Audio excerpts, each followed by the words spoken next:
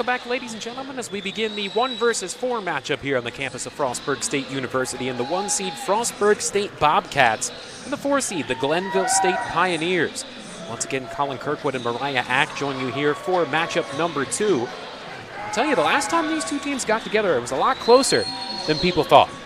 It's a tight score there. It was 258.67 to 257.415. Definitely a lot closer than anyone thought it would be. But Glenville's having a great year this year, and Frostburg the same. So it's definitely going to be a really good matchup here tonight. Right here, a Glenville State squad coming into this matchup 5-3, 2-3 within conference action here in the Mountain East, and over on the opposite side for the Frostburg State Bobcats, their first ever 1 seed, working things out here. An 8-2 overall record, 5-0 perfect in conference play. And those 2 losses coming to some heavy-hitting opponents in Baylor and Quinnipiac. They definitely have a season to be proud of.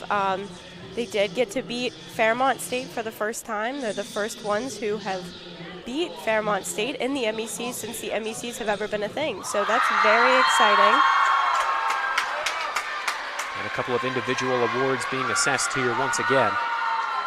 Had that at the beginning of the first contest as well. A host of both of these teams' members on first and second conference teams. Savannah Duckworth, a freshman on the all-first team for Glenville State. They had another in Madison Hahn, also a sophomore on the all-conference first team, and a slew on the second team, as well as Mackenzie Bath, Ashton Lowe, and Abigail McDermott. All members of the first, those specifically just before on the second team, but one on the first team for the Pioneers. Congratulations to all of them as they make their way through, and on the other side we'll see the Bobcat Awards now. Plenty of members of this Frostburg State team on both of those teams as well. First team members for the Bobcats, such as Abby Baker, down the list, Nevaeh Marie Rose, Lakin Spar as well.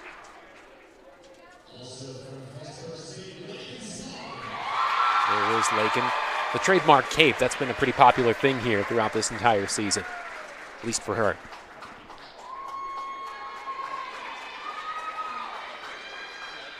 Isabella Mongel Uzo as well on the all-conference first team for the Bobcats.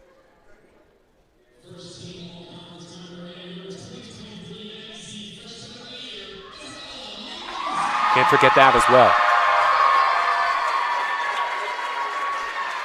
And a host member on the second team as well, Caitlin Bolton for Frostburg State on the second team. In the meantime, I believe that's the final award that we should see handed out here. In the meantime, why don't we check out the base video? I think there might be one more.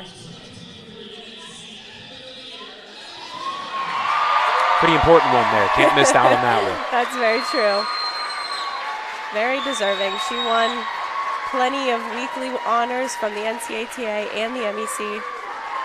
She's definitely a standout athlete on this team.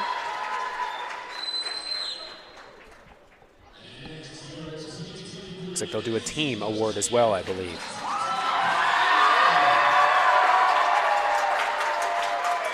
There's Katie Nunley, Coach of the Year, getting her award for the Frostburg State Bobcats. Very exciting for her. Fantastic person to sit and talk with, I'll tell you what. She's a very bubbly person. This is her second Coach of the Year award. She won last year.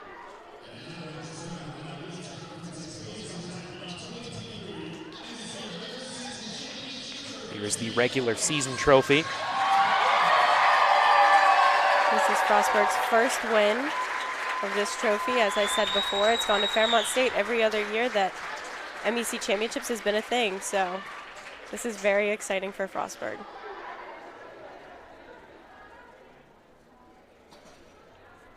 There's been a lot of buzz and a lot of excitement on campus for this squad, and rightfully so.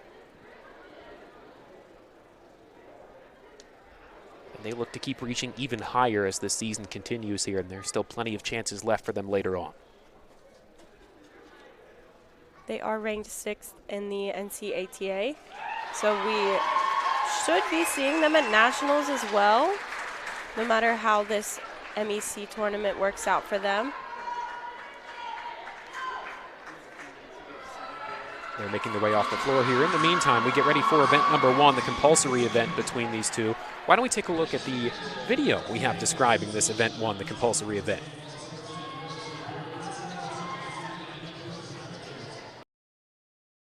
The acro event. This marks the beginning of the optional portion of the meet. Each teams will compete with skills previously chosen with different possible start values. There will be between 2 and 4 athletes on the floor in each of the 3 heats. Heat 1 has 5 elements, Heat 2 has 6 elements, and Heat 3 has 7 elements. The start value is determined by the difficulty and combination of each skill. In addition, each position must be held for 3 seconds. This event demonstrates power, strength, and balance. Great addition here to be able to break things down like that and explain to people who might not really know what's going on. Definitely. It's a hard sport to grasp. So being able to have those little side videos to explain just a little bit more in detail what they are definitely helps out. What kind of inside knowledge do you have at all, if anything, about this Glenville State team? So Glenville is having a comeback season is what I'd like to call it. They got a new head coach this year, Taylor Broadwater, and she has done a fantastic job at making this team her own this year. They've scored much higher than what they were scoring last year and just proving themselves this year on the mat. Here they are for the acro heat to start things out. 2 groups out there.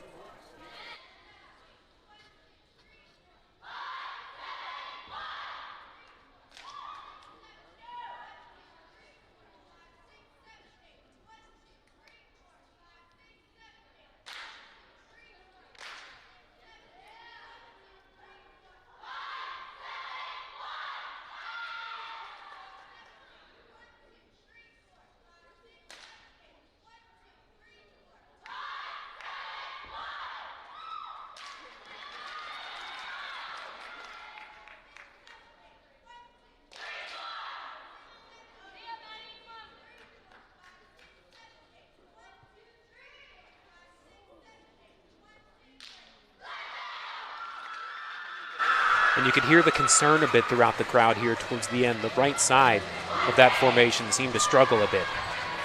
Yeah, they got a little shaky there at the end on the switch up. Unfortunately, you'll see the side base didn't quite get all the way underneath of her. They do get to save that. And then just a low catch on the dismount here. That's unfortunate, but I mean, the rest of it was a really good way to start off the meet. They will hold on to that in their heads, though, and that's the hard thing about acro. You have to kind of forgive and forget and move on to the next event whenever something like that happens. This is a team that, of course, based off the last match between these two, they know they have what it takes. Definitely, and that's what they just have to keep telling themselves and keep proving to themselves that, you know, they're up there with this Frostburg team. Making their jump into first place is this Frostburg State team, like we said earlier. And they went out of their way to challenge themselves in some of these out-of-conference matchups that they played, like you had said at the beginning. Yeah, going up against Baylor and Quinnipiac, that is no small feat. And seeing them come out on top of the MEC this year it's just huge for them. And it's nice to see a team excelling as much as Fairmont has throughout the past few years. They have put a lot of work and a lot of time into this program, and you're starting to see the results pop their way through. The Bobcats waiting to take the floor for their acro heat now. Here they come.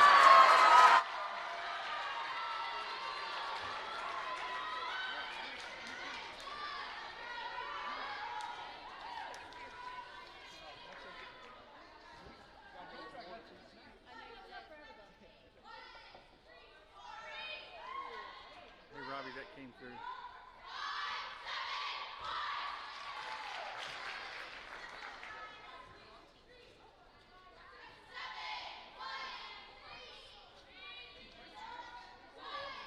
Oh, okay, you're right. I'm sorry. I'm an idiot. It's been a long night already.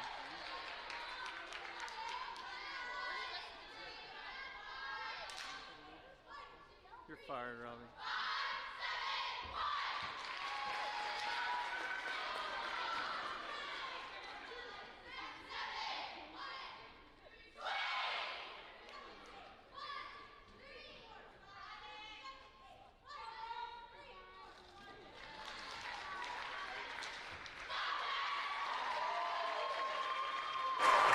Not sure if that's really the way they wanted to start things out there. It seemed a bit out of sync. This is a team that hasn't seen action in a while, and perhaps maybe they're starting to shake off a little bit of rust here early. Yeah, it didn't look like a typical acro for Frostburg, but we're going to see a few little, bobbles and mistakes there, no matter what team you're on. We had that shake from Abby Baker on the side. Now, I don't know if you noticed this, but Lakin's shoulder wrap is completely off her shoulder, so maybe something there had to do with that, but yeah, like you said, just a little bit out of sync. Moving into the pyramid heat now, part of event number 1. Still 2 groups out there as Glenville State gets ready to take the mat. I think both of these coaches right now are kind of telling their teams, it's not just based off that one event. You got to move on and do the best you can throughout the rest of the meet.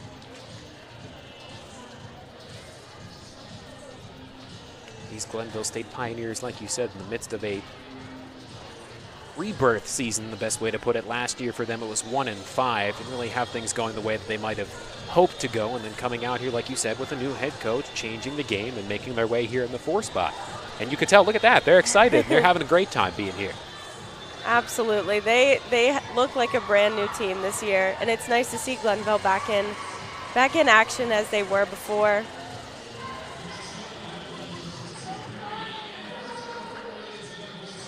Here come the Pioneers.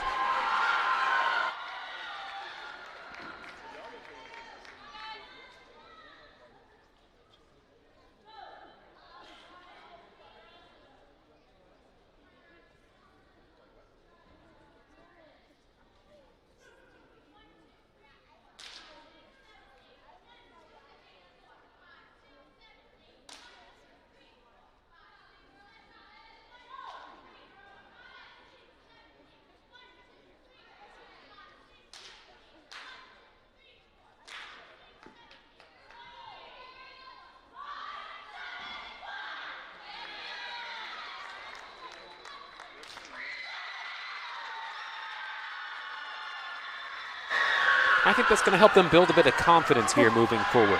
Absolutely. That was a very, very impressive sync pyramid there, their compulsory pyramid. Just look at the way both of their legs are the exact same height in the air here. It's very hard to do that, finding someone that you can get the same exact height with, and then a great catch by the catchers. And celebrating, rightfully so. Just all smiles down there. They're enjoying the experience making their way back here. All the credit in the world to them. Now the hosts here also looking very confident after a bit of a shaky beginning. I'm sure they'll find a way to shake that off. Compulsory pyramid and all the pyramid heats they can be really, really good confidence boosters. The pyramids they're difficult, so being able to hit one and hit it good definitely can put you back into that meet feel. I had talked to head coach Katie Nunley before the beginning of this. Her office just across the hallway here from mine, so I see her pretty often. But it was nice chatting with her, and she pointed out that, look, towards the regular season end, we were pretty gassed. We traveled a lot of miles to a lot of different places, and it started to wear on us a little bit. So having this time off to really not necessarily kick back fully, but, sit back and maybe take a rest a little bit and get yourself prepared to move forward, that's helped them out a lot.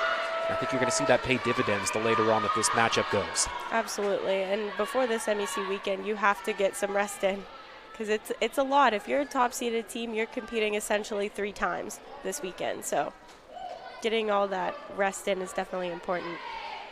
Here is the pyramid heat for the Bobcats.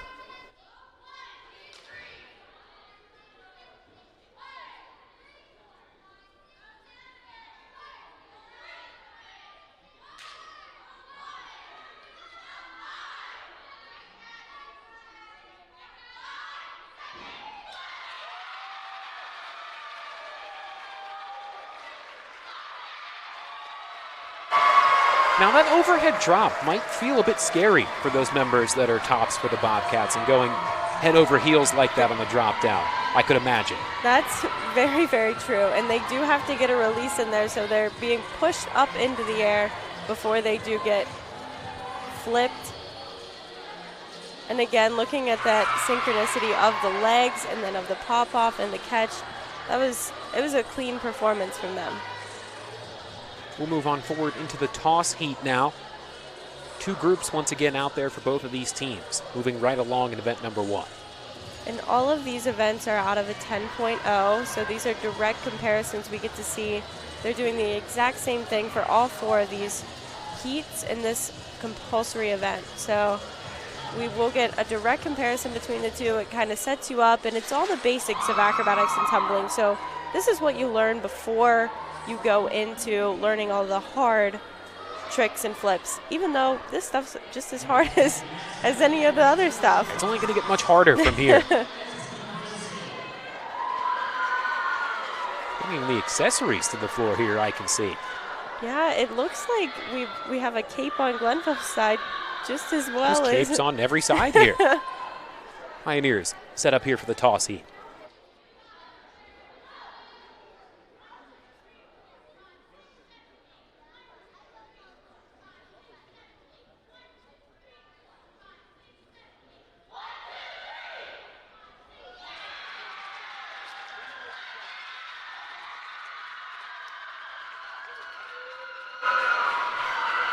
They keep the energy up to those Glenville State Pioneers. There was one thing that I learned as an athlete and being under Coach Christy Kiefer. She told us, you know, no matter how you perform out there, you have to come off the mat like you just scored a 10.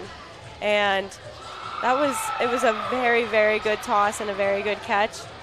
And when you celebrate like that, apparently, you know, the energy like that's contagious, you know? Yep, and you know, you just think the judges might, you know, not take that one extra tenth off, or it looked really, really nice. You can see that you're out there and you're excited and you're having a great time being here. Bobcats will counter here momentarily.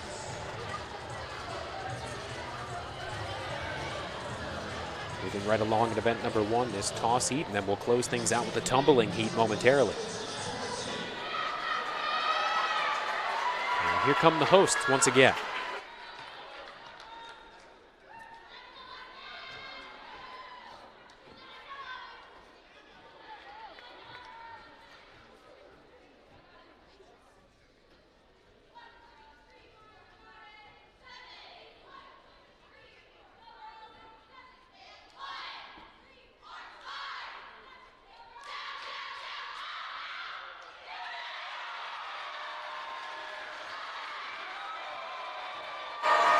Spring-loaded on that release right there. That was a nice high toss for the Bobcats there. You can see how high they get in comparison to the other teams that we've seen perform today. They're able to kick out their legs before they come through the toss, which is something judges are really looking for this year. Any particular reason that they're searching for that, or just maybe a bit of a change-up? It's supposed to kind of prove how high you are in the air. Being able to get that kick out before you swing through, it proves that you're a whole person standing before you come through and make that catch. Makes it just a little bit more difficult.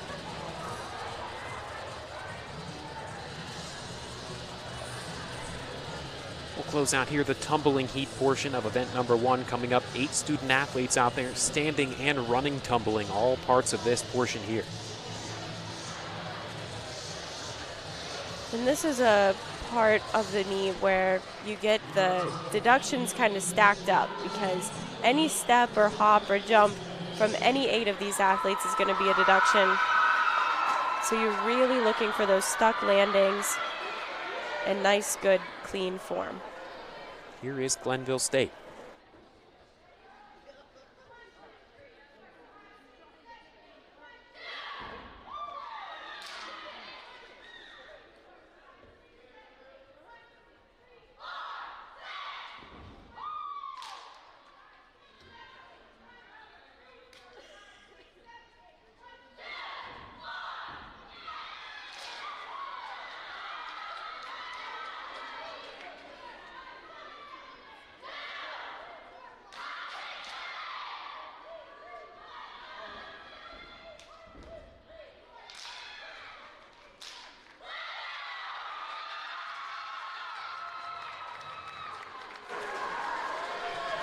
Another solid entry there from the Pioneers. That was a nice performance by the Pioneers there. You do see a little bit of a synchronization issue. It just looks like that. Towards that right side there. Yeah, the top, that's Savannah Duckworth. I think she was just a little bit higher than everyone else actually in her layout, which threw her timing off just a little bit. But the standing portion of it, they looked pretty solid. Here it is again. So you're really looking for those stuck landings. We see a few little scooches in there, which unfortunately do count as deductions. Okay. But the judges, you know, they don't get this instant replay, so who knows if they catch every single one of them or not.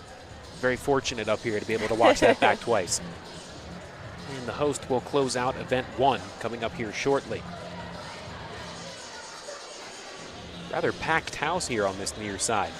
Can't necessarily tell from this angle, but there's plenty of red and blue. So a lot of Glenville blue on the way up here. Yeah, honestly, it looked pretty evenly matched, even though we do have a home of Frostburg State. The Glenville fans really coming out and showing their support. And that's across the board. This is a fan base that loves their teams, and they put on the miles to make it anywhere that they're going to be. Getting the scores tabulated, we'll move forward here shortly. Looks like to close out the beginning here for the Bobcats. We're seeing a lot of juniors in this closing portion of event number 1. I remember. 6 of them. Yeah, I was going to say, I remember when this Frostburg team was all freshmen, and it's the same ones who are all juniors now. So seeing them just stay here and do their best at Frostburg, they're going to have an incredible year. They've already had an incredible year this year, but next year's going to be even crazier. And here come the Bobcats.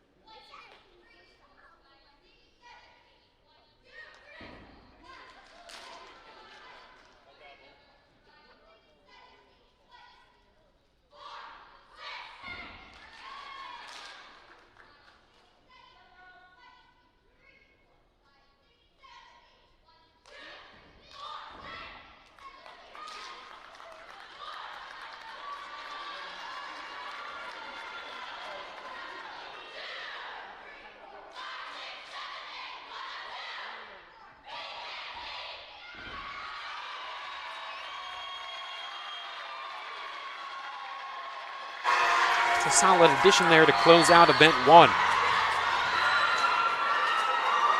It was really nice there by the Frostburg State Bobcats. Gonna watch their layouts here. Really looking for that good landing, and it's hard because you have all the motion going against you. You gotta stop yourself. Looks like a bit of a mat repair here going on. Check it out again. Those standing tucks there. We saw a little bobble there over on the side.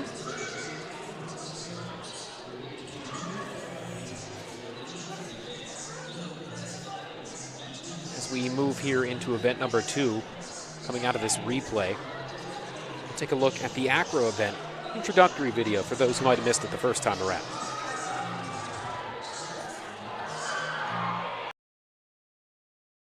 The Acro event. This marks the beginning of the optional portion of the meet. Each teams will compete with skills previously chosen with different possible start values. There will be between 2 and 4 athletes on the floor in each of the 3 heats. Heat 1 has 5 elements, Heat 2 has 6 elements, and Heat 3 has 7 elements. The start value is determined by the difficulty and combination of each skill. In addition, each position must be held for 3 seconds. This event demonstrates power, strength, and balance.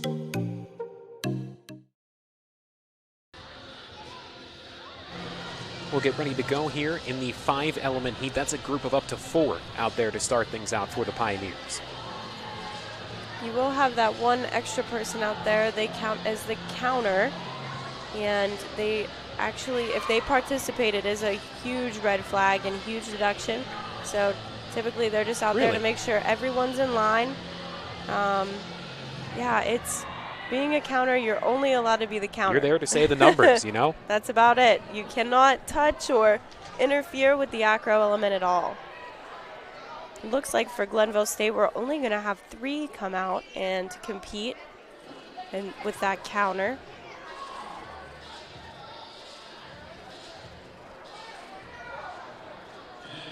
Looks like they're ready to hit the floor here.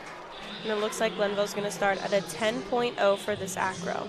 Actually going to pump the brakes on that quickly here. Oh, Some you're scores right. are starting to trickle in. Wasn't sure what the pattern was going to be, but we've got them on the way. We'll check those out at the end. Yeah. Scores. We're already locked in, thinking about the next event already. I was ready to watch some acro.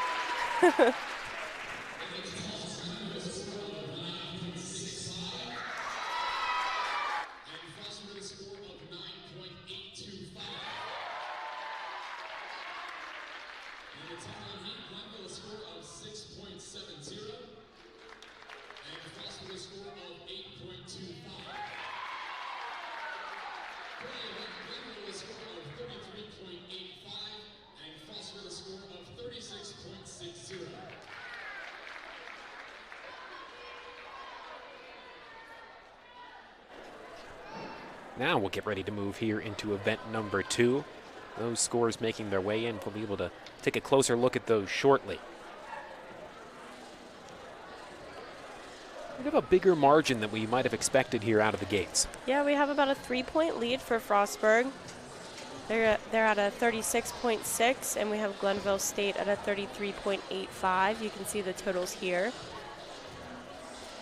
Bobcats with an 8.850, a 9.675, a 9.825, and an 8.250 for a 36.6, like you said. And there's the Pioneers, 8.000, 9.500, 9.650, and a 6.700.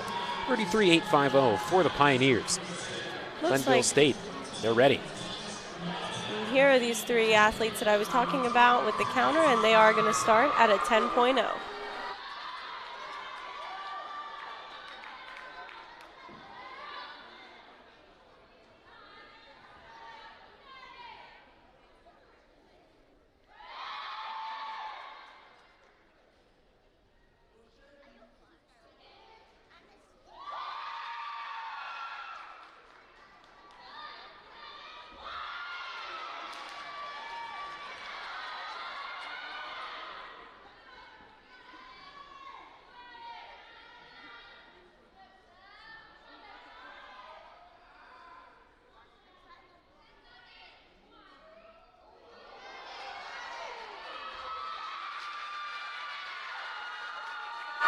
Now that kind of had me on the edge of my seat there for a little bit towards the end of that, because that balance at the top and both from the base as well.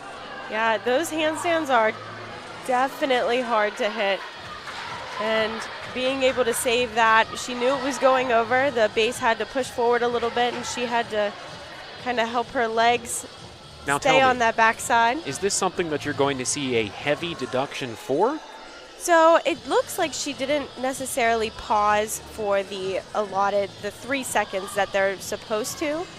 It looked a little bit short to me because you have to pause in that only one position. So she went into that planche and she has to stay there for 3 seconds. It looked like about a 1.5 seconds, 2 seconds. So when the feet of Duckworth started to drop down a bit there, I wasn't sure if she was going to be able to hold that at all. Yep. So she just the force going that way makes it tough. Definitely. And she showed a little bit of control over it. So I don't think they're going to take the full deduction for missing the skill, but I do think they're going to give her a time deduction on it. Okay.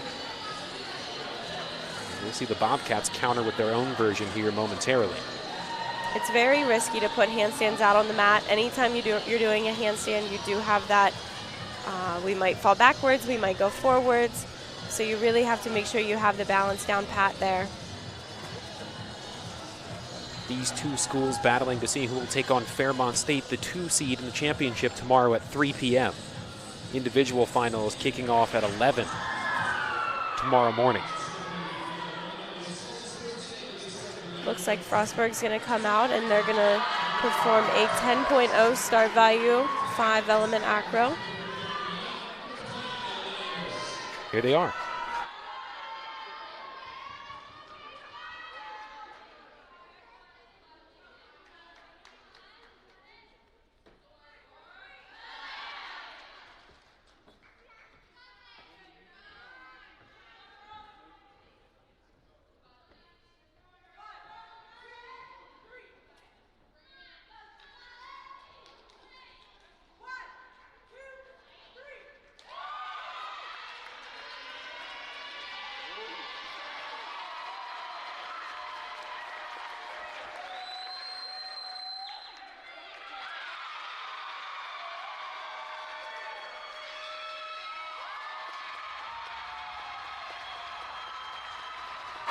And quite frankly, that's the Athlete of the Year doing Athlete of the Year things. And you can tell the crowd loved that one too. That was very, very impressive It's from fascinating. Abby. It is fascinating to sit there and watch. The concentration and the ability. Now this is extremely difficult. She's going from that pike, pushing up into a handstand, and then she's gonna come back down and perform a straddle hold. So being able to do all that, also the bases underneath there, Lake and Spar, she's holding that for, what is that, about 30 seconds while she presses, comes back down, and then pops over. So that's... She's having a bit of shoulder trouble too, which makes it even more impressive. Yeah, I see that, and you know, this is a hard sport on your body, and being able to take care of yourself is definitely important. It looks like she's taking care of herself enough to be able to perform something like that. So very, very impressive from Frostburg. This is the 6-element heat coming up for the Glenville State Pioneers. Still another group of up to 4 will take the floor shortly. They're going to start at a 9.85 for this heat. And the start value comes from what different elements you're going to put together, what you're going to see. And no, it doesn't always mean it's a bad thing if it doesn't start at a 10.0. It just might be what scores best for them. That's a really good point that you bring up there. I feel like a lot of people might see that initially and wonder why it's not always at 10 every time. And that's a good thing to break down for people who might not be familiar. Yeah, it doesn't mean that they can't perform a 10.0, but it just might mean it's the best thing for this team and the cleanest thing that they can hit, rather than going out there and trying to do a 10 and not really get the cleanliness that you might have at a 9.85.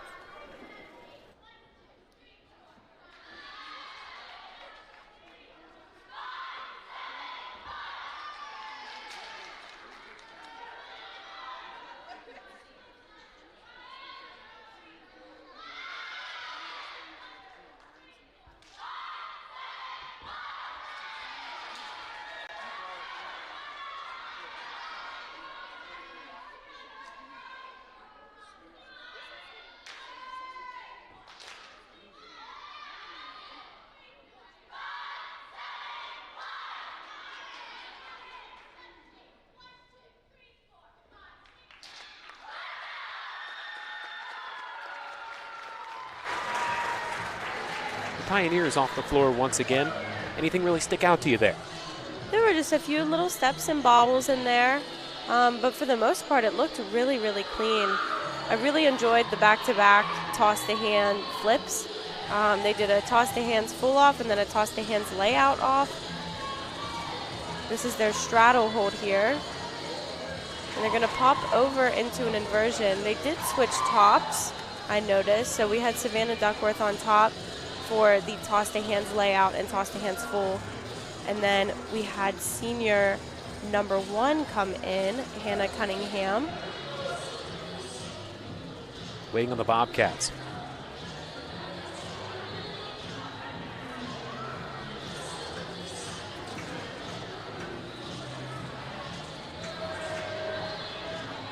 They'll be set to move forward here once again. The second matchup and the 1 versus 4 portion of this Mountain East Conference Championship. The winner crowned tomorrow the regular season champs and host the Bobcats. Here they come.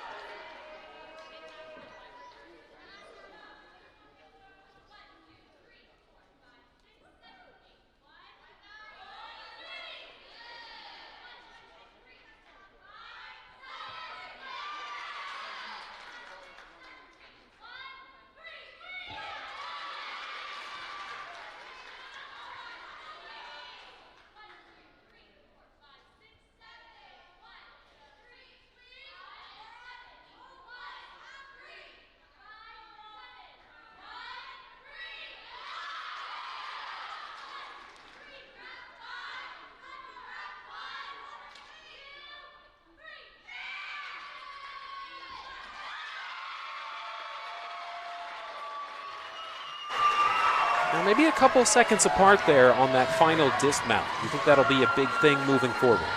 Yeah, so unfortunately, it doesn't even count as an element, but you get judged until your feet hit the ground again. So they might receive a little bit of a deduction there. But for the most part, they looked really clean. Very well synchronized. And as I mentioned in our previous meet, that counter really does a lot for the synchronization. A lot of people don't realize that. It's very important to stay on count. You have a count for every certain move that you're doing in acro, whether it's a step, putting your arm up, popping off. So staying on those counts is super, super important for the synchronicity of the athletes that are out there and for your score. And now the 7-element heat coming up, still sticking with a group of up to 4 as the Pioneers make their way out here one more time under a 45-second time limit for these. Not a lot of people realize that. They move so quickly they don't even think there's anything to it.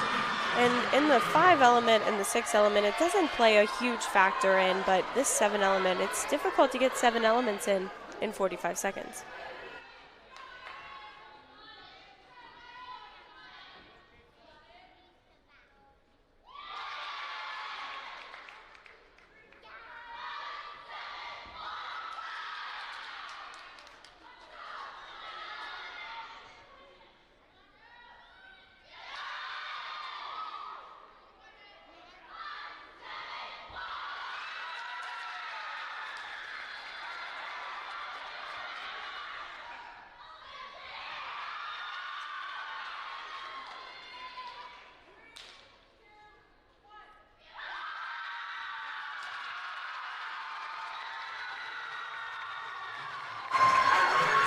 Good for them. They look thrilled.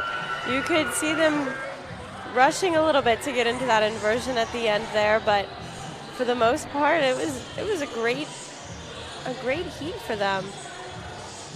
They were able to get up into that inversion and be able to hold it for 3 seconds. That's another thing. You have to hold every single skill for 3 seconds before you can move on. They've got ground to cover here to make up as well. Sitting down about 3 points, give or take, right now. That's easily manageable the later this goes. Definitely.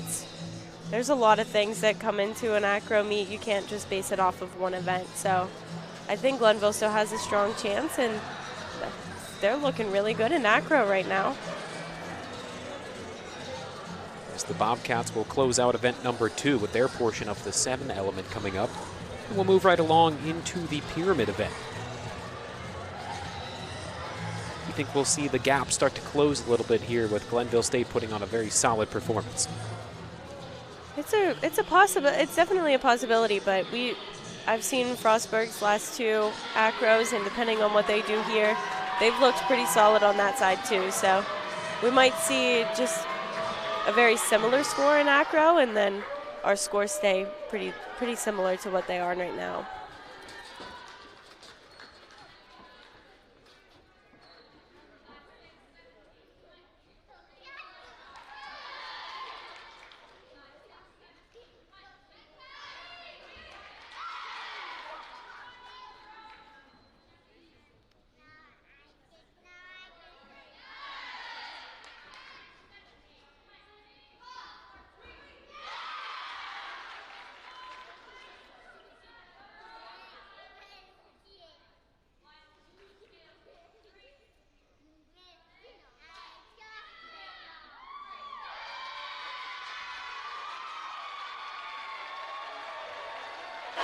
That'll do it here for event number 2 as the Bobcats close things out on a high note.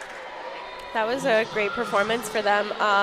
We see Abby Baker again coming back out onto the mat. You are allowed to have a crossover of 2 athletes in this heat or in this event throughout the heats. So we do get to see Abby again. And then we have Neva Rose underneath of her, and they have been competing together since the beginning. The chemistry is there for sure. Absolutely. And I don't remember a time that, other than Abby's individual tumbling pass, there's not really a time that Abby's on the mat and Neva's not. So they're definitely used to working together. And as we wait here, why don't we take a look at the introductory video for event number 3, the pyramid event.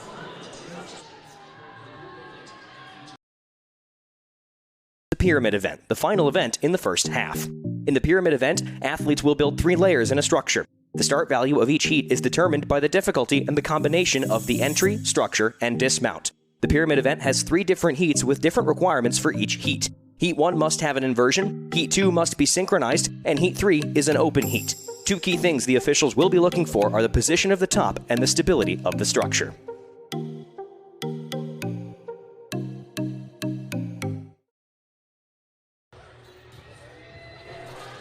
Great way to preview event number 3 there as we get set for the inversion heat.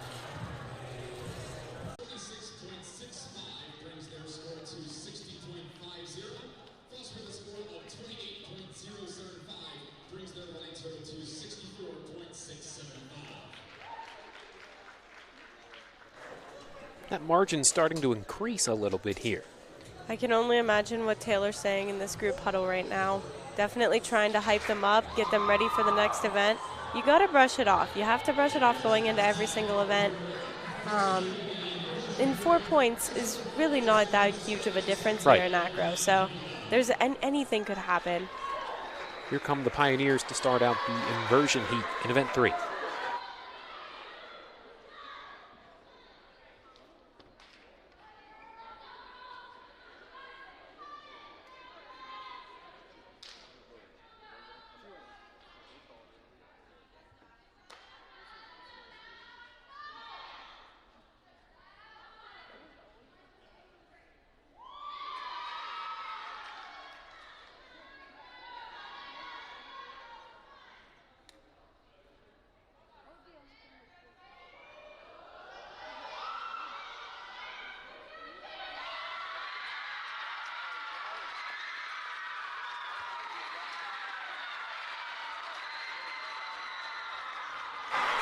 Once again, the impressive strength of the tops of Glenville State is put on display.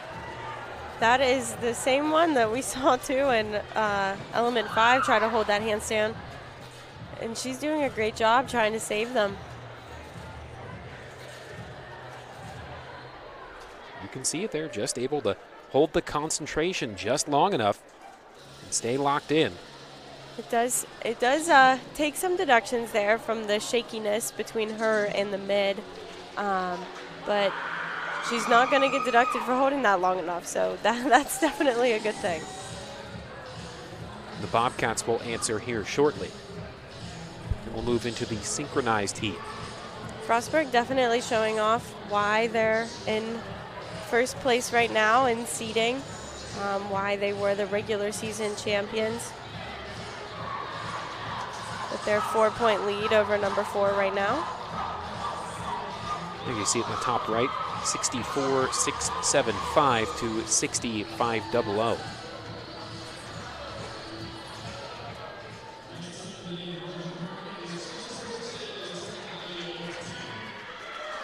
Here come the Bobcats.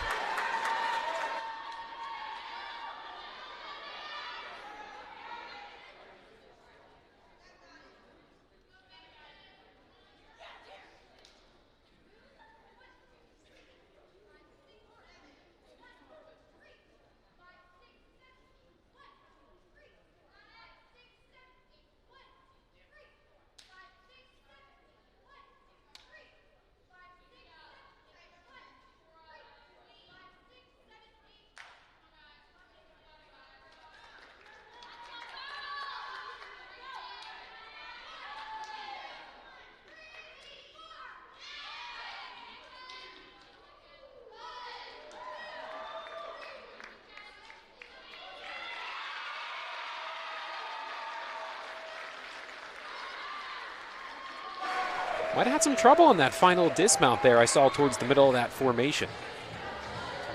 Yeah, it looked a little like they were just a little confused maybe. It looked really nice in the air though. She gets a nice hold there. This is actually the same pyramid that Fairmont State competed earlier. As I mentioned, they called theirs Mount Zara. I think they should call this one Mount Abbey. Solid choice. We'll have a battle of the mounts tomorrow at MEC Finals. You could see Spar, I don't think, was ready to be dropped that quickly. Looked like it. She might have rolled her ankle a little bit there too. Hopefully nothing too serious.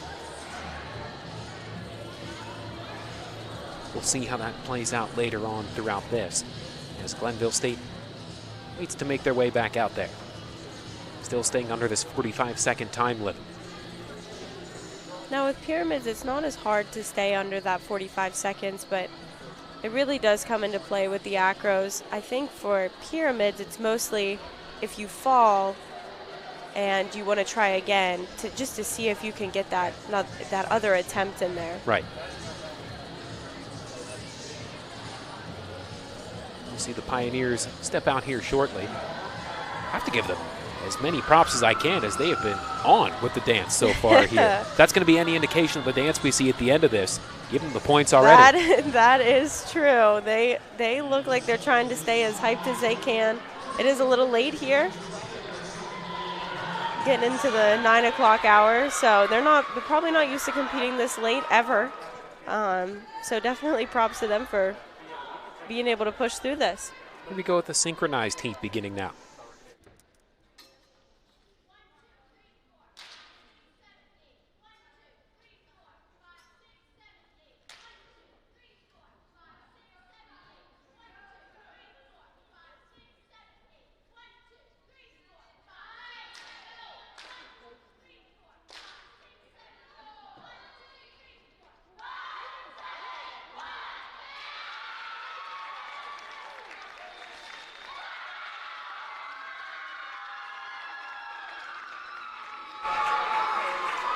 Pioneers continue to roll along here.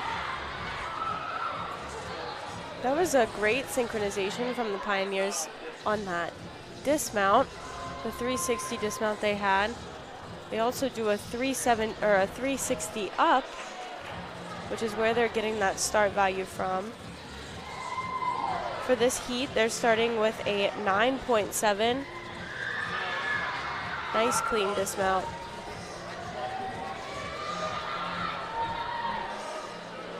Wait for the answer from the Bobcats coming up, and then we'll close out with the open. That's where things will get a little different. This Glenville State team they're a 180 complete difference from last year, and it's really nice to see how much Taylor has progressed them. They have some really talented athletes, so it's nice to see them being showcased.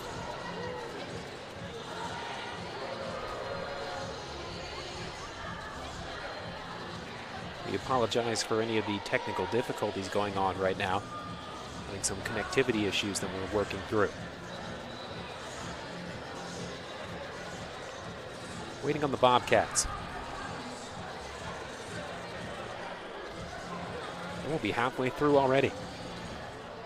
Like you said, you'd have to think perhaps maybe a lot of these matches not really walking out of this time zone, you could say here, and participating this late is something these teams might not necessarily do unless you head out to somewhere in Hawaii, for example, where things are a little bit different. That's very true. I tell you, that's the kind of trip that I want to take. I got to take that trip. You are lucky. Here come the Bobcats.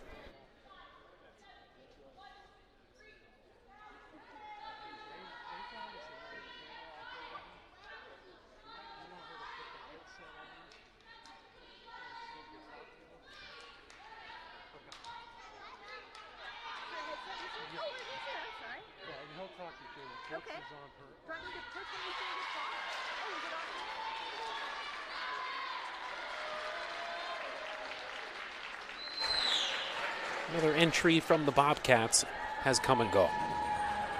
I do see Lakin being a little bit soft on that side that she fell, which is not the best news for Frostburg. A little out of sync there with the lifting of the legs. They do judge everything. Yeah, I can see that there on the way down. She was really focused on hitting the ground almost as softly as possible. Yeah, so that's not great news for Frostburg, but they are a team about pushing through. I've seen them push through a lot of things and, come out even better after it. So hopefully it's not a huge impact for them, because they have to compete not only tonight, but they also tomorrow, have to perhaps. compete in the morning for event finals. They made a lot of they made a lot of events into event finals, so they're essentially competing 2 events for sure, and if they win this evening, they'll be competing about 3 meets. So that's a lot. We talked about that earlier. It's a lot to be on your plate. It is a lot. Here comes Glenville State for the open heat. Don't forget, there's really no specific requirements here, and they can get creative. Let's see what they bring to the table.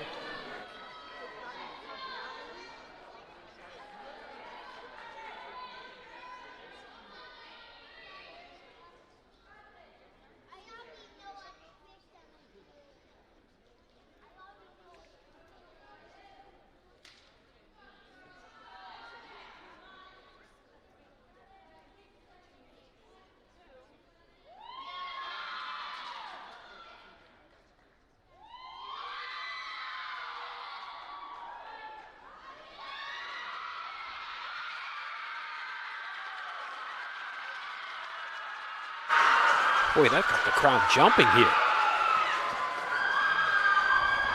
That's definitely a pyramid that they're extremely proud of. They've scored really well throughout the year on that pyramid. It is a 10-0.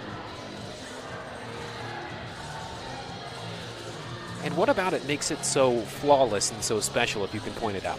It's that back bend base. It's very difficult. They have 1 tosser, 1 catcher, a 270 mount, and then a 360 dismount. It's a very difficult pyramid. It doesn't look like one of the hardest pyramids, but it does rank in that 10-0 category. All the little intricacies and whatnot, making things very different. And the reason why they're so important, it's always cool to be able to have somebody that can really dig in there and point that kind of stuff out. Yeah, there's a lot. There's definitely a lot. And I'm sure that if someone in this audience or someone listening online right now, if they had to see one of the start value sheets that the coaches have to fill out for one of these meets, they would be insanely impressed with how they can keep it all together and how they're able to work through it all. It's a lot. It's a lot for sure. Here come the Bobcats to close out the first half of action.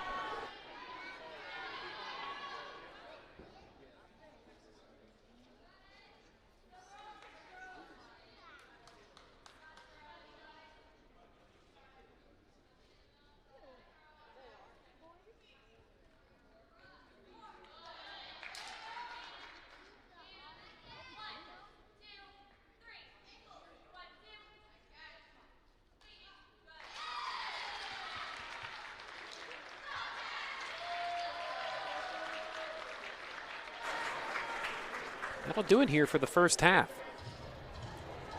Abby Baker, she's a great athlete. She has won MEC Athlete of the Year, but she really just goes out there and she makes things look so effortless. She just kind of glides through the air. You can see the intense focus on her face too, especially when she's concentrating on things towards the top of the formations. Definitely, and we do see her a lot throughout the meet, rightfully so. And we got to see her in 2 of the pyramid heats. Wait on the scores here for both of these teams to close out the first half. You can see up in the top right, the Bobcats right now leading by about 4 points. Much larger a margin than the last time around when these teams got together. That was the regular season finale not that long ago. Yeah, and I was able to talk to Coach Hannah Krumpak and the athletic trainer Hillary from Frostburg State, and they said they don't really talk about that meet. So it was kind of a struggling meet for them, but you know, everyone has those falls, and hopefully this is just their comeback from that. Looks like we're just about ready as they're starting to fill in the sheet. We'll be able to hear from public address Logan Walsh here momentarily. We'll head into our halftime break after that. Make sure you stick around for the second half. We'll see who will meet Fairmont State tomorrow at 3 p.m.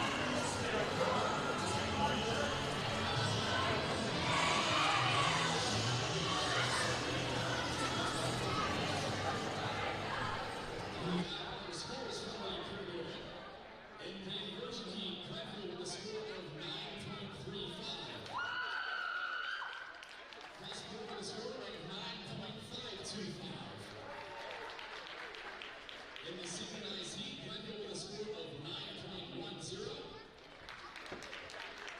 Frostburg with a score of 9.525. And in the open heat, Glenville with a score of 9.55. And Frostburg with a score of 9.875. For the event, Glenville with a score of 28.0 brings their total score to 88.50. Frostburg with a score of 28.925 brings their total score to 93.60. At this time, we'll go into our 15-minute halftime and we'll return for the second half. And the first half scores are in the books here. Frostburg State will take the lead into the break.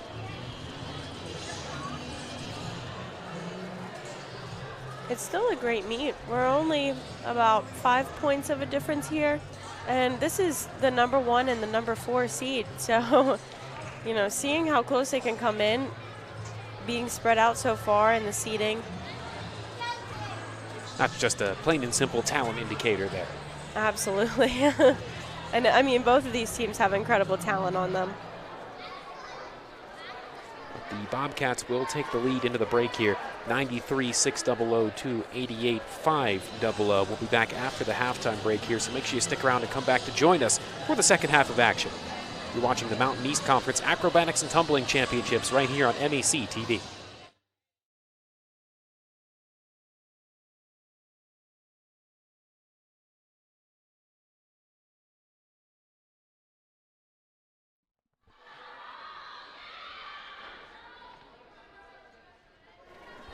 Welcome back here as we get ready.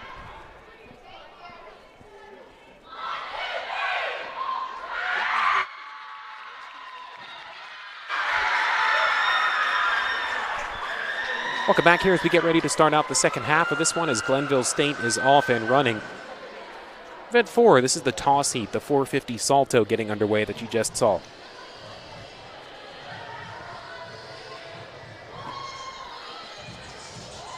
Glenville State starts at a 9-9 in this toss, so they're throwing that back double. The impressive back double here. Looked a little low. It's not normal for Glenville. They're normally just a little bit higher than that, so they might get a deduction on height there. You can see her when she swept through, her feet kind of hit the base's hands, and you never want to see that. Bobcats will come up here momentarily. Our score up in the top right of your screen, 93-600 to 88-500. And thank you for bearing with us through some of these technical difficulties that we're having here, trying to get them resolved. Keeps you on your toes.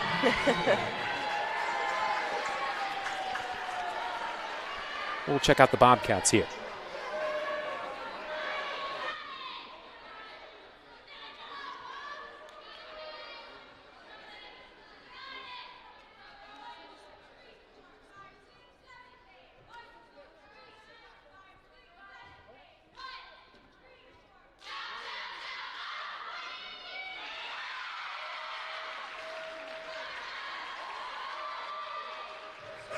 And there's the start of the second half from the Frostburg State Bobcats.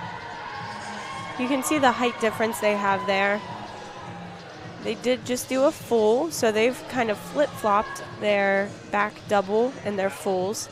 Again, the back double is just something impressive just to have that on your start value sheets. It's definitely a hard one. It's out of a 9-9. Of course, the highest score is a 10 you can get.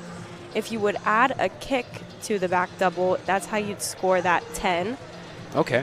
But yeah, it's very difficult. Having to spin around 2 times after you've been thrown up in the air and keep that tight form, tight laid out position, it's a hard one. So for any team to have that, especially that we have 3 of the 4 teams in the MEC final or championships competing this, it's very, very impressive. Coming up next is the synchronized heat. That's 2 groups of up to 5 out there. Now both of these teams, I'm 100% sure. Actually, I'll say 99.9. Better to be safe than sorry. You're right. they're going to be competing the full toss for these synchronized heats. So they're both going to start out of a 9.4. So a little bit of a comparison we'll be able to see in this next heat.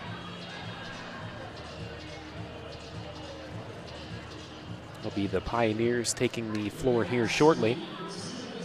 Here comes the synchronized heat beginning.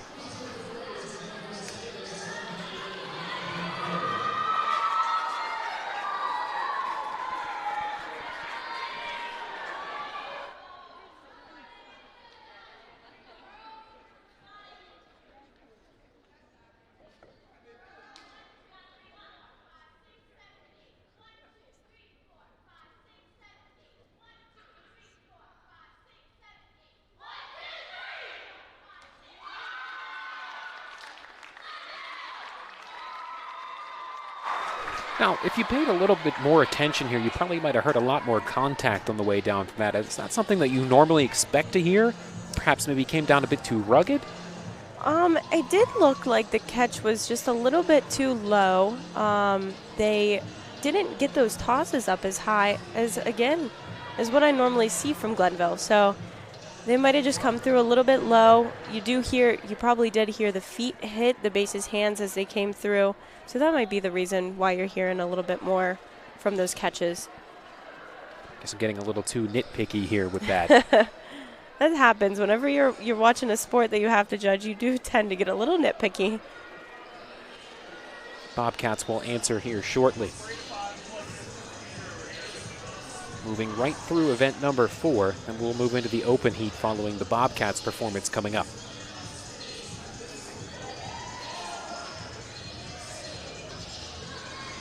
Give them the credit here on the effort for this. We've been seeing a lot of Glenville State dance coming up and expecting to see an answer coming from them on the opposite side.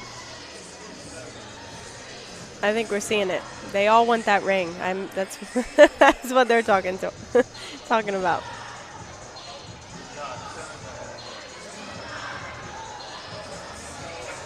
One of the things I'm surprised you don't see a whole lot in this would be maybe like a dance-off on both sides, one of those kind of things, like a rain delay style kind of theater, you know? I have seen quite a few dance-offs in the acro world. It's definitely... Okay, well, I guess I just haven't seen one yet. Definitely a fun thing to witness whenever, especially you normally just have those personalities on the team, and seeing both personalities come out and just kind of battle each other on the sidelines. Here come the Bobcats now. They'll finish out heat number 2.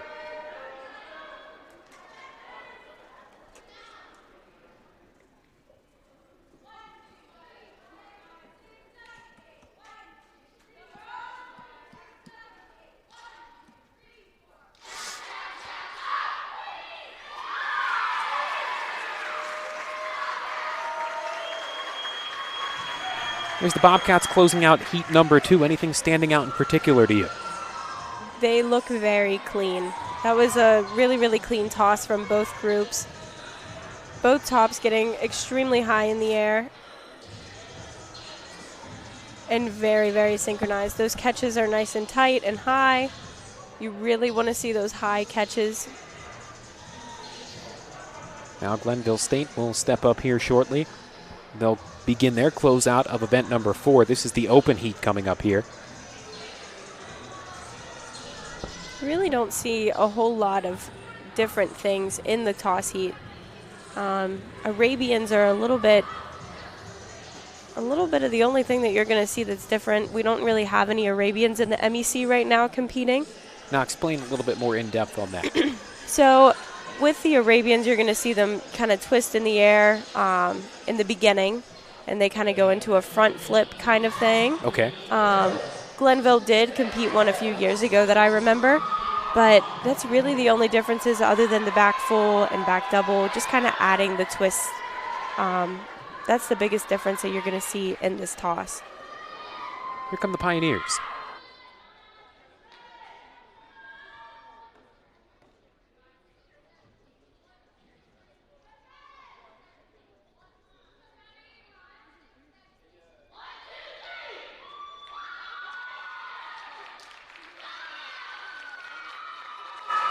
Looks pretty clean to me there. Yeah, that was a nice toss. She, the top definitely does a good job of staying tight and trying not to pike that through. Catch was just a touch low for what you might like to see. That might be where the deductions come from. The Bobcats will close out event number 4. Check out this replay again.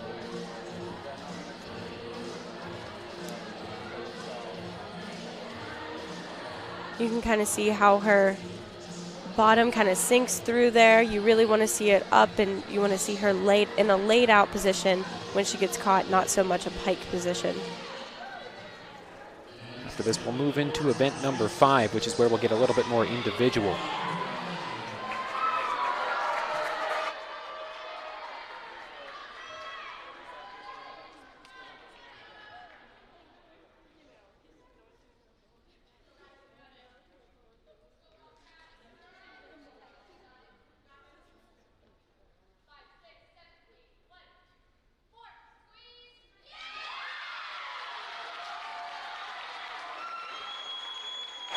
And there's the end of event number 4. I have to tell you, that's one of the prettiest double fulls I've ever seen in my Really? entire acro career.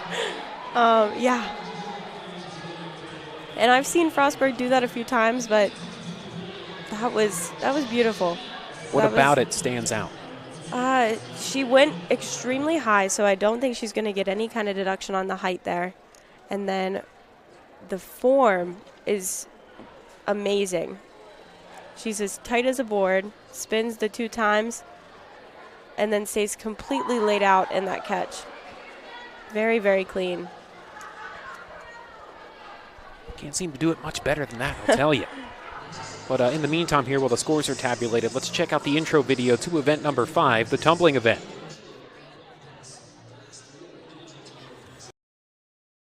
Next up is the tumbling event, which has 6 heats. The first 3 are synchronized group tumbling passes, a duo, trio, and quad pass. The last 3 are individual tumbling passes, the aerial, 6-element, and open pass. The start value of each heat is determined by the difficulty and combination of skills in each pass. Officials will be looking for body position, continuity of skills, and technique in each skill.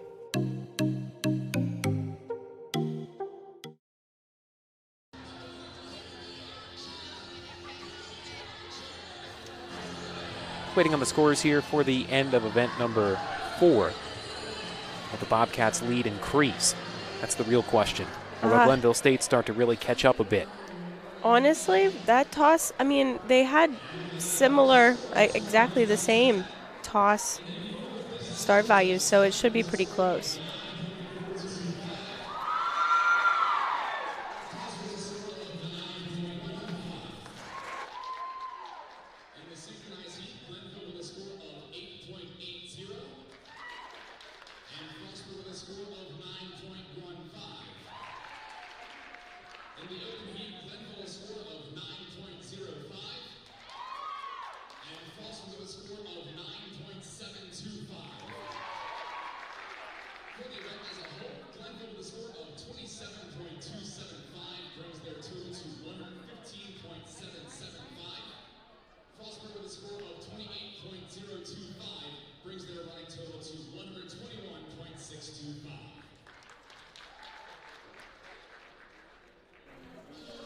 There it is once again, the Bobcats tacking on a bit more now, 121.625 to 115.775.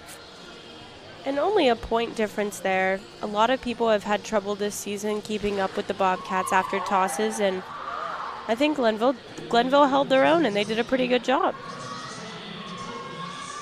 Coming out here for Glenville State for this duo pass, it's going to be Madison Hahn, number 9, and Savannah Duckworth, number 28. Junior and freshman. Here comes the pair.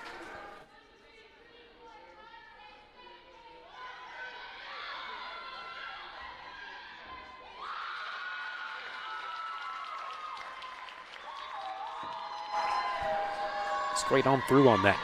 Anything standing out? So this is where I think we might see a big jump in the scores for Frostburg. Okay. Looking at the sheets right now, I have the start value. So the overall tumbling start value for Glenville State is a 52.6.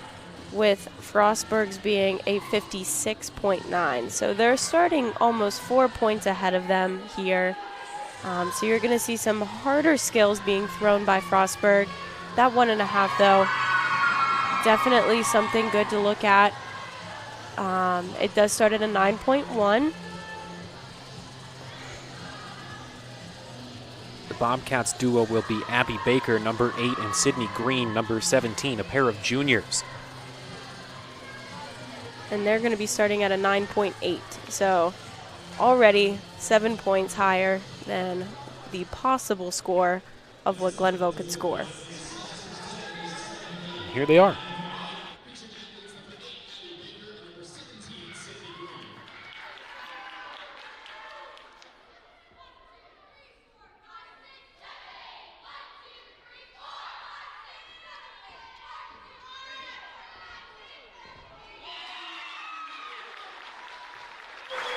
Now tell me, that little bit of out of syncness there, is that going to be a big thing? So it does count as a deduction. So you'll see deductions can be taken for every single skill. So they'll probably just give them a synchronization deduction for that middle back up until handspring. that point right there, it was crystal clear. Yep, so they'll probably just give them sync deductions on those 2 back handsprings into the 1.5. Just depending on how bad it was. She kind of caught up towards the end for the 1.5, so they might just give her a 10th there, where in the back handsprings they might give her 2/10 to 3/10 off. Next But up, go ahead. The form on both of those were really, really good. Even the 1.5s that we saw from Glenville, both of these teams definitely have the techniques down. The trio coming up soon for the Glenville State Pioneers. Delaney Rosales, number 7, Erin Finney, number 18, and Megan Banks, number 20. Big mix here, freshman, junior, and sophomore for the trios. And they're going to be starting at an 8.5, so I'm going to guess that they're going to throw some fulls here. We'll find out.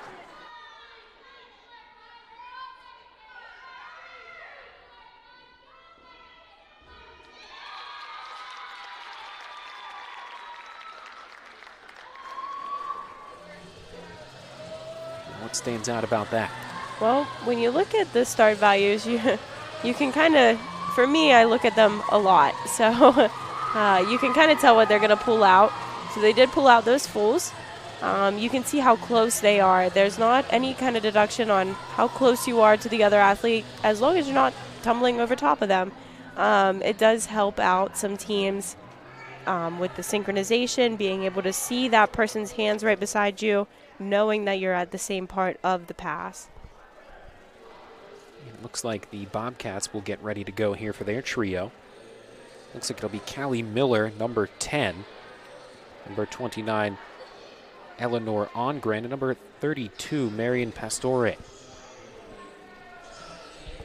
There's also starts at an 8.5, so it looks like they're going to compete the same pass as what we just saw from Glenville, so a little comparison. It's a group of 3 freshmen out there.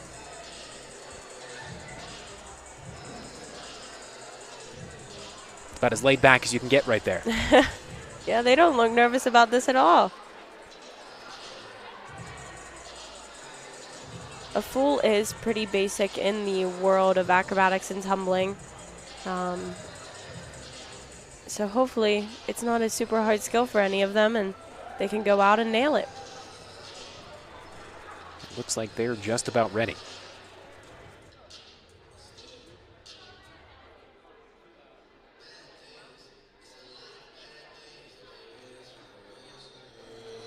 We'll set up for the quad coming up following this one.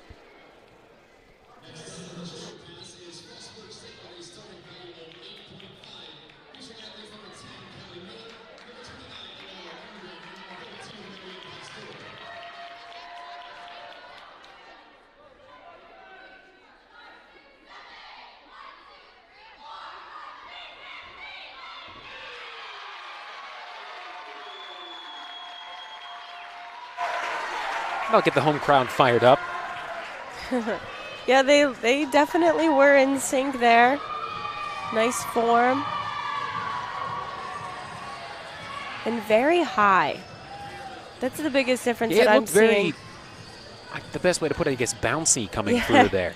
Yeah, it's the biggest difference that I saw between Glenville State's Fools and Frostburg's. They were just a lot higher, much more, much better executed, I would say. Now their step backs, they might get a little bit of a deduction because they do have a little bit of a bounce going into those steps. Looks like the quads for Glenville State will come out as follows. Nicole Espinoza, number 11. Sadie Edens, number 12. Mackenzie Baith, number 16. And Abigail McDermott, number 23. And this is going to start at a 7.5. They'll be coming from the right side of your screen.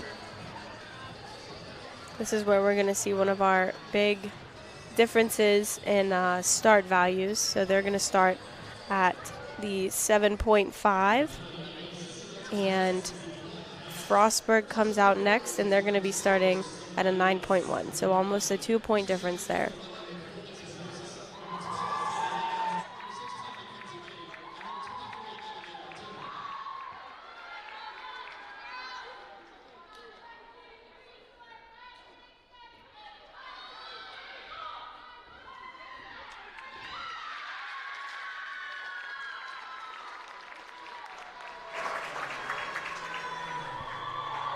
For those athletes there for Glenville State putting together another solid performance.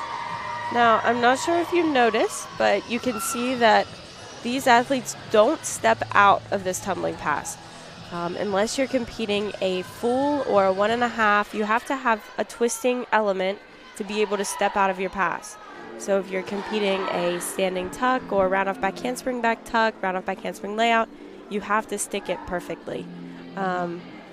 So, I mean, that was a pretty good job by Glenville being able to stick those. There were a few little bounces, but the synchronization was great. Looks like the Bobcats quad will be Maya Morant, number 1, Neva Marie Rose, number 3, Caitlin Bolton, number 6, and number 12, Alexis Palmieri. And they're going to be starting at a 9.1, like I mentioned a little earlier. They're going to be competing a 1.5 with that start value.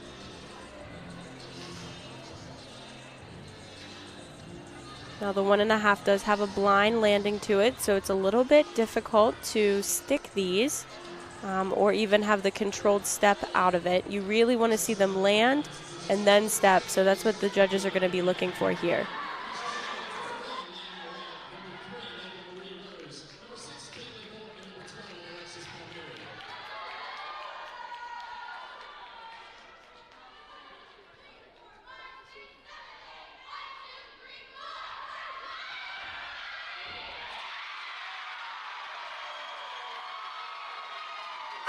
Looking rather in sync there once again.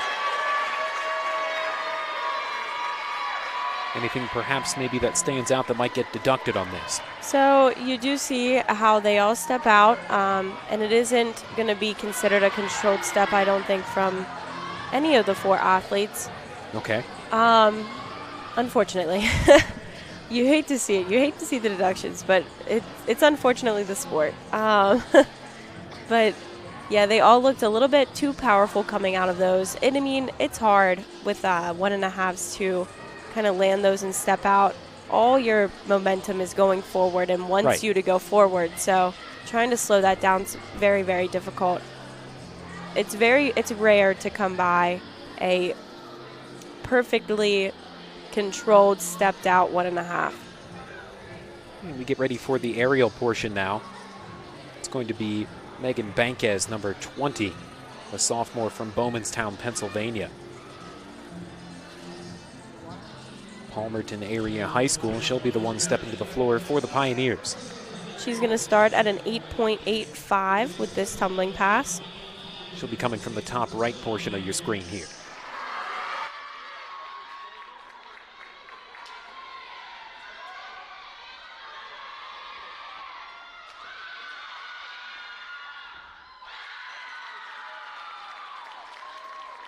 That was a very nice, clean pass. I was wondering towards the end final dismount there, I saw it might be something off with the footing. Not sure if it's going to be a huge deal. That left ankle may be a little bit out of place. Not sure if that'll be anything of significance. Yeah, her feet were just a little bit far apart on the back handspring there and then on the landing, so. That's Maya Morant, number 1 out there getting energized to get ready to go. This is a gymnast background here for Morant, the junior from Gambrills, Maryland. 3-time Maryland State team member in gymnastics from 2016 to 2018 for Morant. And she's going to be starting at a 9.7, which is it's a pretty high start value she has there for this aerial pass. Regional floor champion as a sophomore. And that's what stands out, the floor.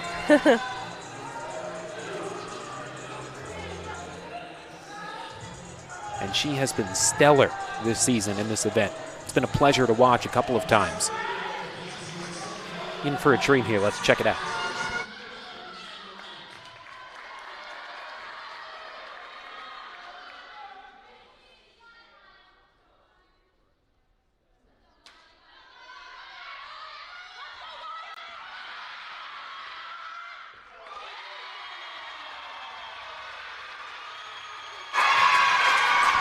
I don't think I was very wrong in that assessment. Absolutely not. And she just did that with such an effortless ease. That looks like she's just kind of strolling through the park, throwing that pass. Very powerful. It's about as clean as it can get there. And I love the signature sign-off there. Rightfully so. She deserves that crown for sure. Now we'll move forward here. Next portion coming up of event number 5. This is the 6 element. Savannah Duckworth, number 33, will start off for the Pioneers. So with these passes, the aerial pass, you have to have 2 salto passes, or 2 salto elements. That means you can't have your hands on the ground. With the 6 element, obviously, there has to be and can only be 6 elements. And then the open is where you get to play around a little bit and kind of throw whatever you want. The freshman from Worthington, West Virginia, East Fairmont High, number 33. And she is going to be starting at a 9.55. She'll be coming from the right side as well of your screen. This is the highest individual tumbling pass score that they are putting out on the mat today.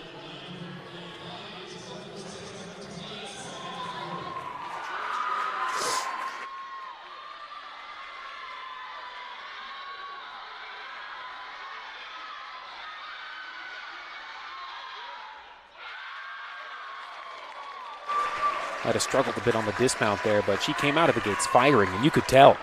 So much power. She's a little powerhouse. Definitely a standout on this team. She's first team All-MEC. And just that little step off there, she's going to get a deduction for, unfortunately. But a great pass overall for Duckworth. Following this will be number 17, Sydney Green for the Frostburg State Bobcats, a junior from Lewis, Delaware. Another background in gymnastics here. Artistic focus in that. Earned a spot in Gymnastics Nationals in 2012, regionals as well in 13, 14, 16, 17, and 18. Might have a knack for that, you could say. Sounds like it. And a couple of states appearances as well.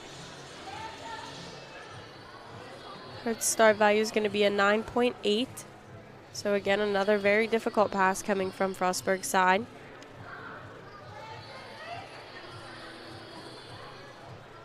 We'll see the junior get ready here shortly. Cape Henlopen High School, there she is.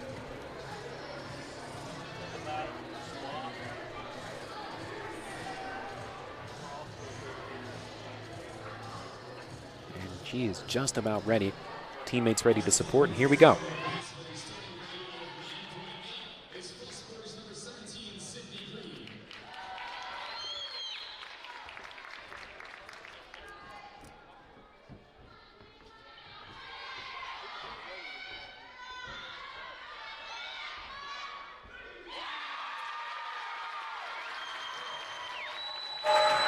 And there's Green. Very nice pass for her. That's a little bit more of the controlled step that you want to see. She might get just a smidge of a deduction for how wide it was. Sure. But yes, definitely a little bit more controlled than what we've seen throughout this evening. Here comes the last event of event number 5. This is the open portion here. And it will be Madison Hahn, number 9 for the Pioneers, a sophomore from Williamsport, Maryland, competing in the home state here. There she is.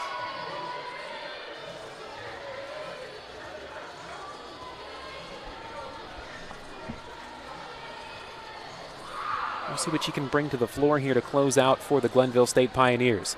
She's going to be starting at a 9.1.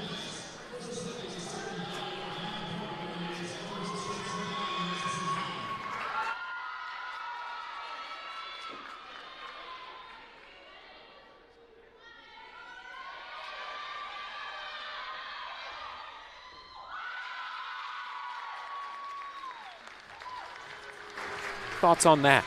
She's throwing that very nice 1.5. Very common skill that we've seen throughout this evening.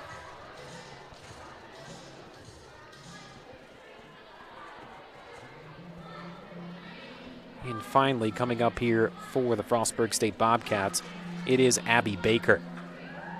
She's going to be starting at a 10.0. The only 10.0 we've seen from this meet in tumbling. Only one other 10.0 we've seen today from Fairmont State. Another background in artistic gymnastics here. A couple of varsity letters in cheerleading and track and field. Stephen Decatur High School. Another spot in gymnastics nationals in 2012. Regionals in 12, 13, 15, 17, and 18. States as well from 2008 through 17. She's definitely a talented athlete. And let's not forget Athlete of the Year, reigning as of now for the MEC. Here comes Baker.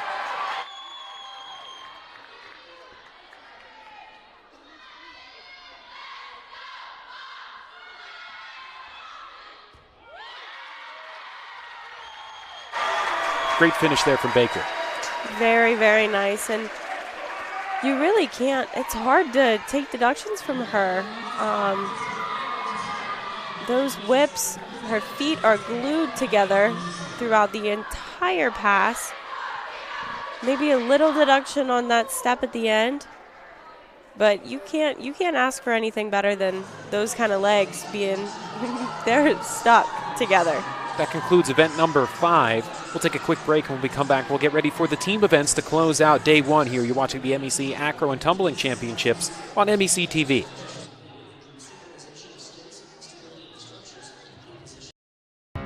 What's possible when you have the freedom to explore things that inspire you? To be a part of a community that supports and challenges you?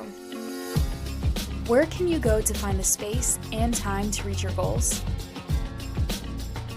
Who can you become when you're able to make connections in a place where you belong? Find out what's possible at Frostburg State University.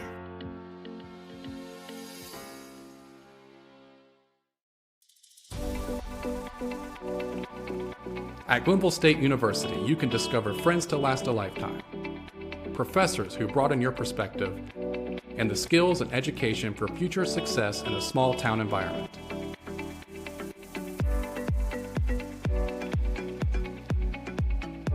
At Glenville State University, you can become a pioneer.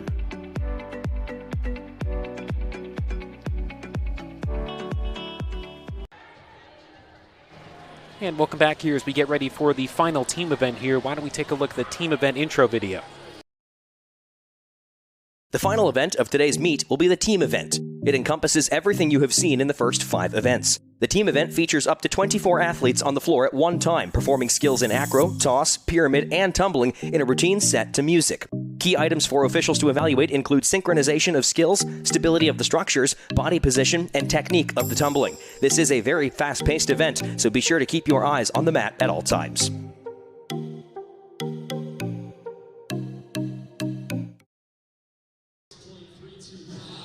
Scores starting to trickle in here from event number 5. We'll see where things stand at the conclusion.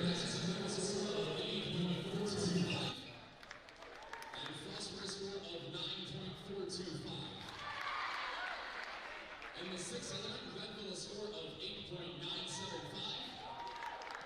Frostburg a score of 9.525.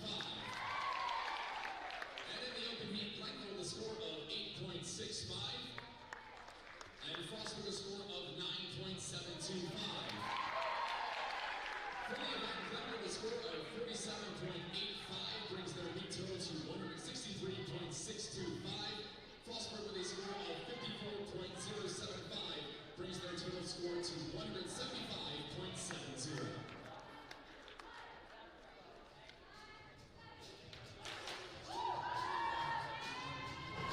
And there's the score breakdown on your screen. 54-47. It's an advantage for the Bobcats heading into the final event here. Absolutely, and this is where I kind of figured, and looking at the score sheets, should have happened. Frostburg would take this big jump. Looks like Glenville State is ready for their team event. Sit back and enjoy the Glenville State Pioneers.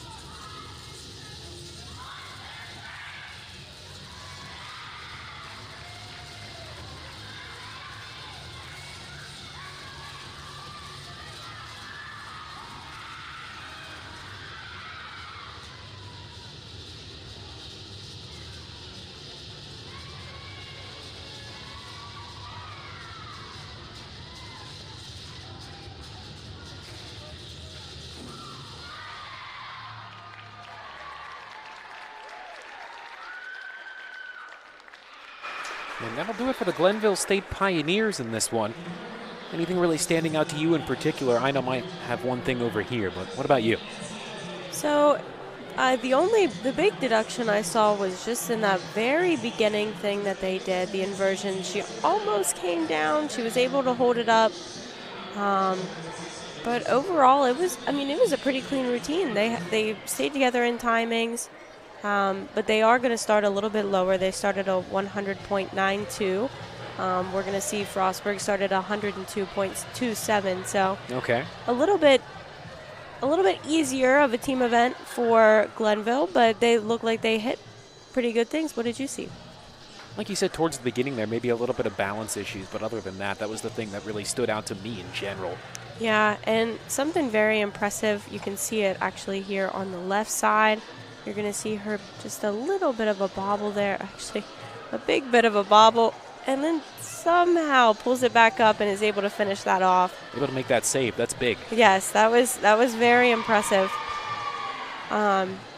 Glenville State does throw their double full in the team event, which is something different and something that not any other MEC school is doing. Okay. So, actually, that's a lie. Frostburg might be doing that. We'll find out here in a couple seconds. We will find out. The Bobcats looking to advance to tomorrow afternoon's championship action. It'll be a rematch of last year's championship, just in a different venue. And a rematch of one of the closest meets that I've seen in acrobatics and tumbling from this past season. That was a final score line of 272.410 to 271.915. Yeah. Doesn't get much closer than that. Nope. Looks like the Bobcats are ready. Let's take in the Frostburg State Bobcats, the regular season champions of the MEC.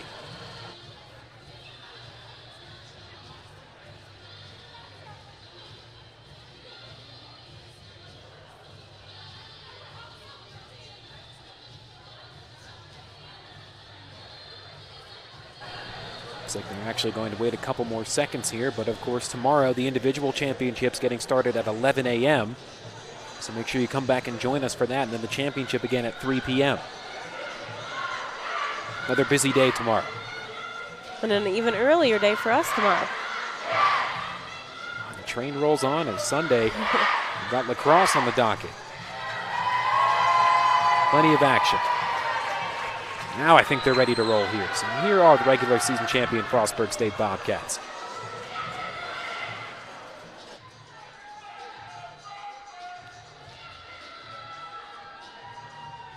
It's a very hard thing to score for these judges. So they might just be taking their time, making sure that they get everything right. Look at this. The home faithful getting pretty excited here for this. That's always good to see. I think it's very funny that they have red flags in the audience here. Normally, a red flag is very bad. A red flag is normally very, very bad for acrobatics and tumbling, but we have our Frostburg fans waving it around.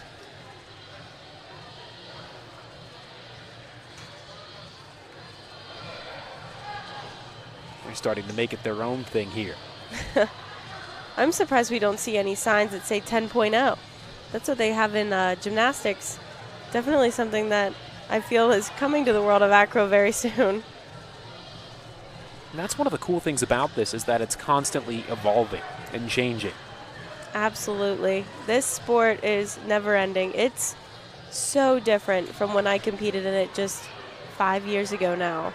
It's insanely different from even the things that I was doing.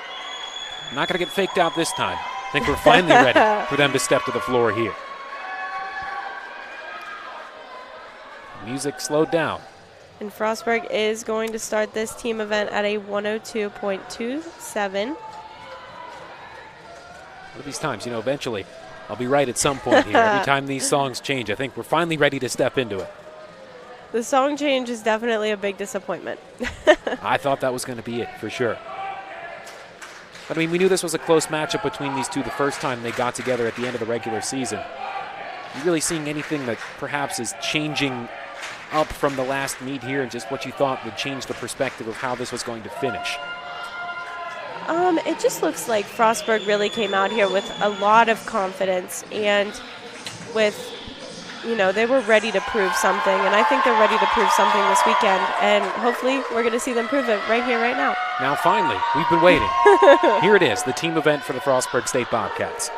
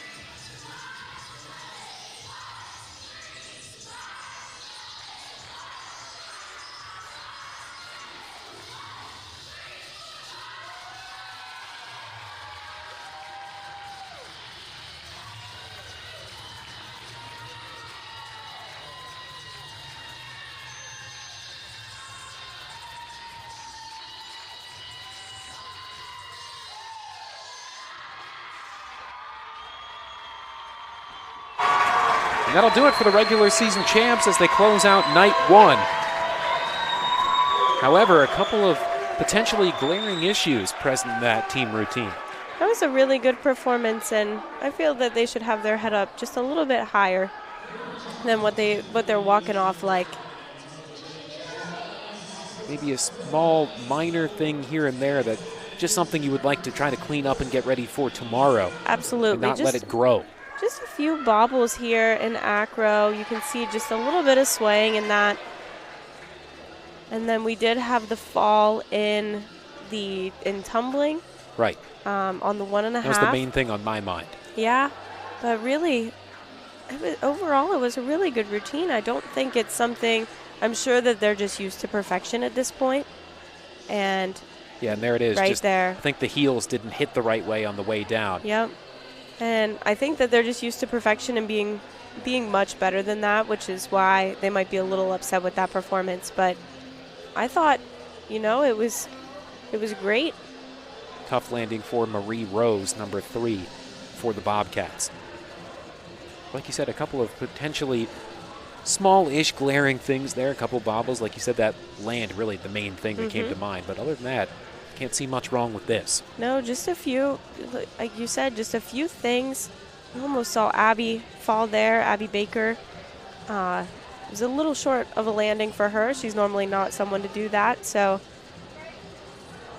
they might just be getting a little tired heading into the 10 o'clock hour here. And they do have an early morning. They've qualified, I'm almost positive all of their events for event finals. So they'll be competing essentially in two meets.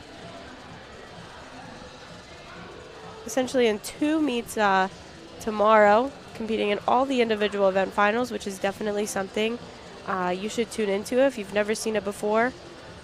The top 3 teams in each. I actually missed this last year, so I'm rather excited to see how this plays out. I've never done it myself. Yeah, so the top 3 teams in each event, or each heat of each event, get to go head-to-head against each other, and that's the top teams from any score throughout the year. So they take. We actually do have that written out the way that it's going to progress tomorrow morning. And that's on the MEC website. You can pull that up and go ahead and check out who's competing. Across the line here, 5-element Acro, Fairmont, Frostburg, Glenville. 6-element will be Frostburg, Glenville, West Liberty. The 7-element Frostburg, Glenville, West Liberty. Inversion pyramid, Fairmont, Frostburg, Glenville. Synchronized pyramid, Fairmont, Frostburg, and West Liberty. And the open pyramid, Fairmont, Frostburg, Glenville. Down the line here, 450, Salto, Fairmont, Frostburg, Glenville. Pretty much copy and paste down the board here for synchronized and open. And then in the duo and straight through we'll go here. Duo for Fairmont, Frostburg, Glenville. Trio, Fairmont, Frostburg, West Liberty.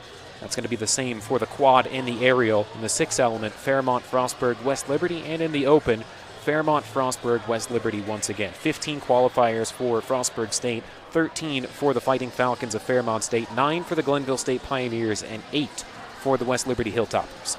Yeah, pretty nicely dispersed throughout there. 15 being the most that you can qualify for, and Frostburg getting all of those. Definitely shows you how strong of a team they have this year. And it's something very exciting to go to see and to watch. You'll see all 3 teams compete, and then instead of a score, you just get announced a winner. So it's very, very fun, very thrilling. It's definitely exciting, something exciting for the athletes. Intense. Yes, something exciting for the athletes. You get a trophy for everything you win. So even if you might not go home with the big MEC National Championship, but you can be a national champion of any individual events. Yeah. You know, I almost feel as if that's definitely something to be put on the same par as a team championship, to say, look, I'm the best person in this entire conference at this one event. Absolutely. No one else in the entire teams can beat me in this. That's something to put your hat on. And that's what's exciting about nationals. They do take at-large bids for nationals for those individual event finals. So being able to go to nationals as a smaller team and maybe competing against, those bigger schools for an event national title is very exciting. We'll take a quick commercial break, and when we come back, we'll have the final scores here for the team event between Frostburg State and Glenville State here, watching the Acro and Tumbling Championships. And hold on, caught me right before we were heading to commercial, so we'll hang out for now.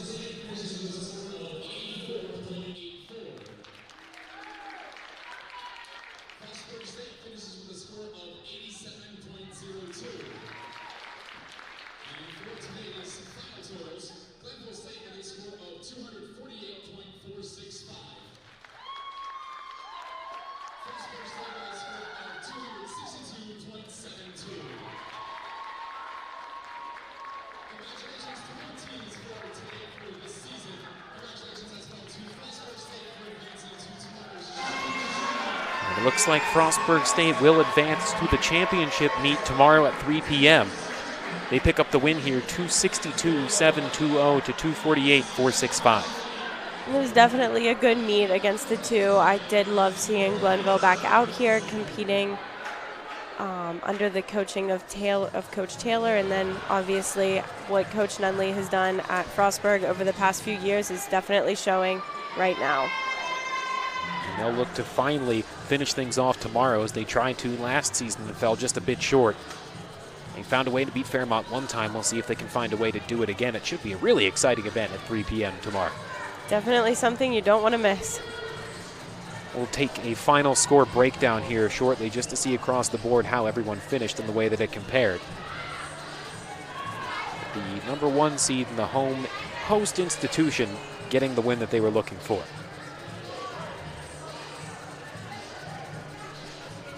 Once again, individuals coming up at 11 o'clock tomorrow.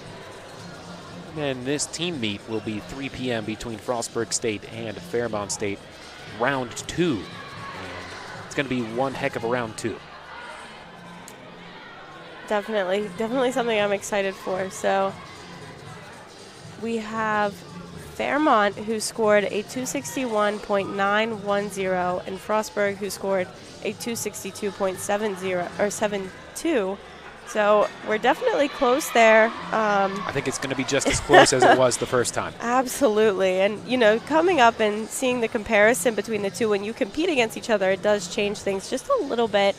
But yeah, that 262 from Frostburg is something exciting that they can hold on to going into tomorrow, knowing that they're the top dog and top seed. And we'll see if they can pull off a win tomorrow. They'll look to defend their home turf one more time tomorrow afternoon. Hopefully you've enjoyed all this acro and tumbling action here on day 1, and make sure you come back to join us tomorrow for the second day of action here. You've been watching the MEC Acro and Tumbling Championships on MEC TV.